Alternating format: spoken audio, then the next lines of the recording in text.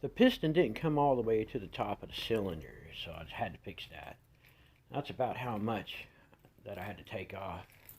I created this board with these eyes to hold the cylinder down. I used these grinding stone and file to get it rough.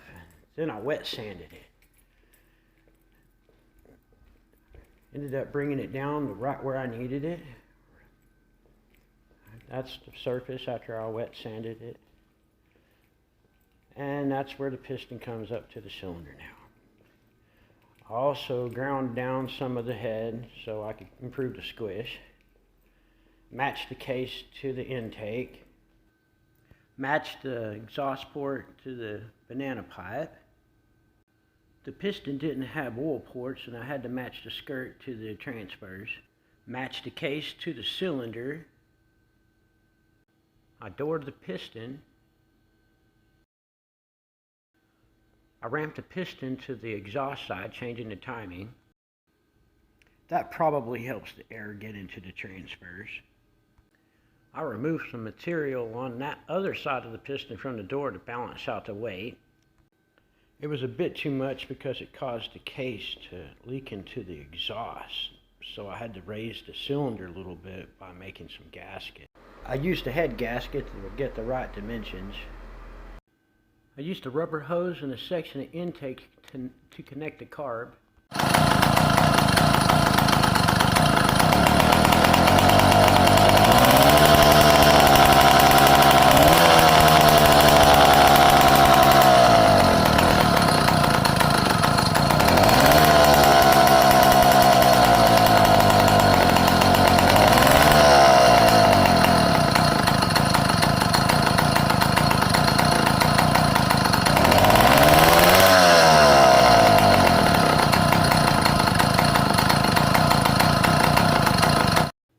This is what I'm using at 32:1. Well, being that YouTube won't let me just make an audio track without some video, I'm going to do a slow walk around as I talk about this tuning fuel issue. I'm running 32:1 with that Marine 2-stroke oil. I have the smallest jet I can put on, that I can put on it. I believe it's about a 65. I checked them with all the rest of the jets, and I altered the needle a little bit. It seemed that I needed to alter it before I had the needle all the way up, which is probably causing some of my problems. But when I gave it gas, it didn't want to do anything. It just fall on its face. And so I tapered the needle. And when I give it gas, it goes. It doesn't have too much of it don't have a stall.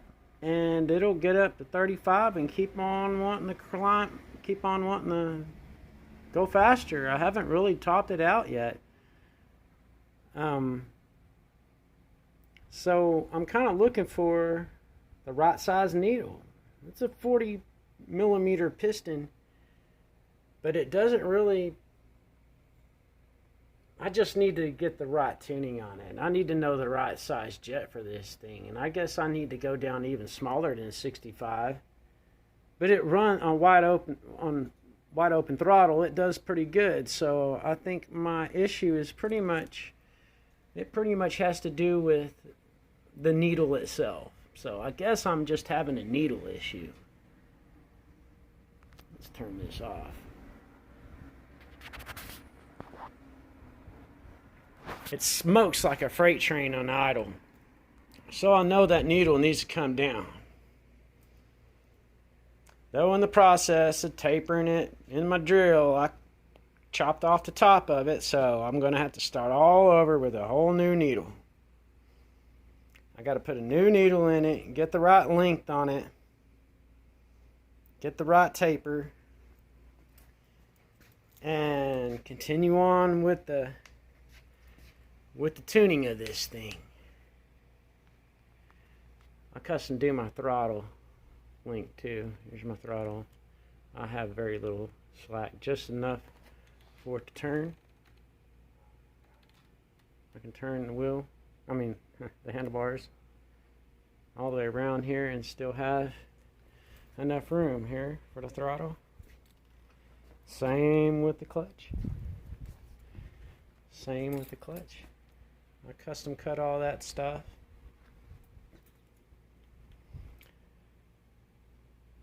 Clutch over rear brake, of course. Front brake on the throttle side, just like motorcycle.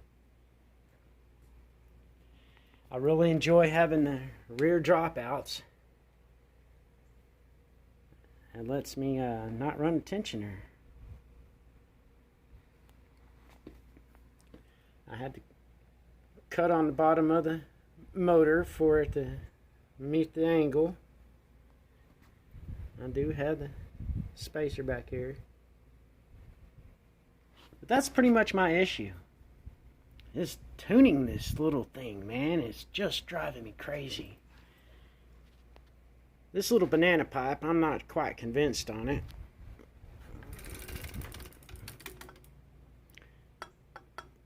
I got some slack in my crank, but it clears. It's cool. But how I had to get it to clear is I had to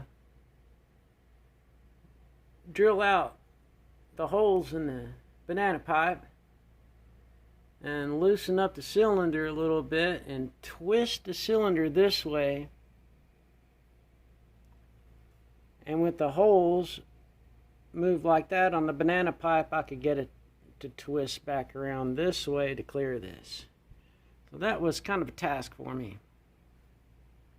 But the main problem is I need the right size jet, which I think I'm good, because at wide open throttle and doing 35 plus, this thing just does awesome. And it feels like it just wants to continue to accelerate.